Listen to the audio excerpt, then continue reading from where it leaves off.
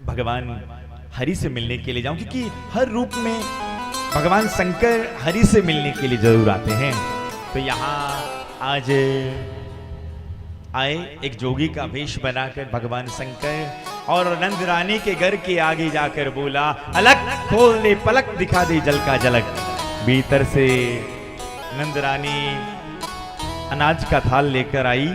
लो बाबा, भगवान शंकर जोगी के वेश में आए थे और भगवान ने कहा, मैया हमें ये नहीं चाहिए। क्या चाहिए? अरे हमने सुना है आपको लाला हुआ है, उस लाला का दर्शन करा दे।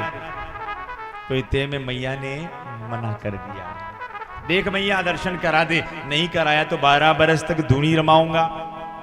जोगी हट बड़ा होता है।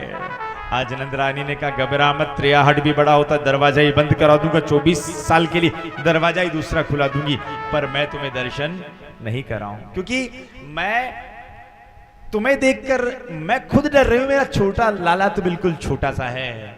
आहा, कहते हैं सज्जनों, आज भगवान शंकर थोड़ा नाराज होकर गए हैं। एक वट वृक्ष के नीचे जाकर बैठे। इधर मेरे गोविंद को पता चला कि मुझसे मिलने के लिए स्वयं हर आए हैं। भगवान गोविंद जोर जोर से रोने लगे।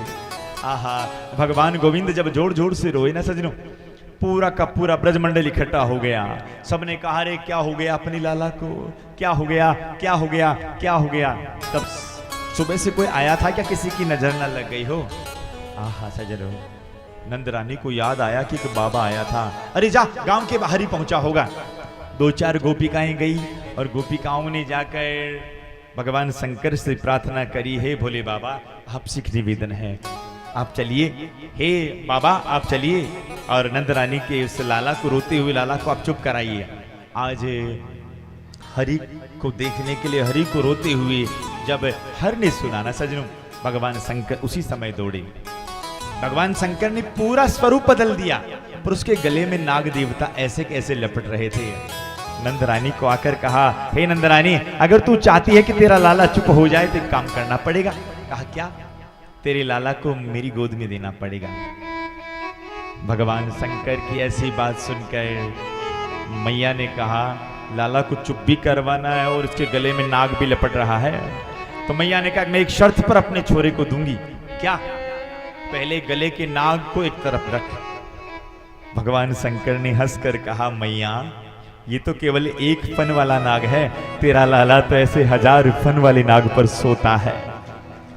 आहा, नहीं दूंगी, एक ही शर्त पे इस नाग को हटा। एक नाग को हटाया गया। भगवान शंकर के पास जो ही मेरे हरि गए, भगवान कृष्ण खिलखिलाकर हंसने लगे। सजनों, मैया को लगा कि लाला चुप हो गए तो वापस मैया ने ले लिया, पर हरि की ऐसी लीला, मैया के पास आए रोए और शंकर के पास जाए खिलखिलाकर हंसे। मैया ने हाथ जोड़कर कहा, बाबा जो तू कहे वो करने के लिए तैयार हूं, पर मेरा लाला आज के बाद रोए नहीं, उसके लिए कोई उपाय बता दे। भगवान शंकर ने कहा, एक उपाय है मैया, तू चाहती तेरा लाला ना रोए ना, एक काम कर, लाला को स्नान कराती और जिसका जल वहां गिरता है ना, वहां मेरा एक छोटा सा मंदिर बना देना। और वहीं गोकुल के बीचों बीच भगवान शंकर नंदेश्वर महादेव नाम से स्थापित हो गए। बोले नंदेश्वर महादेव की। भगवान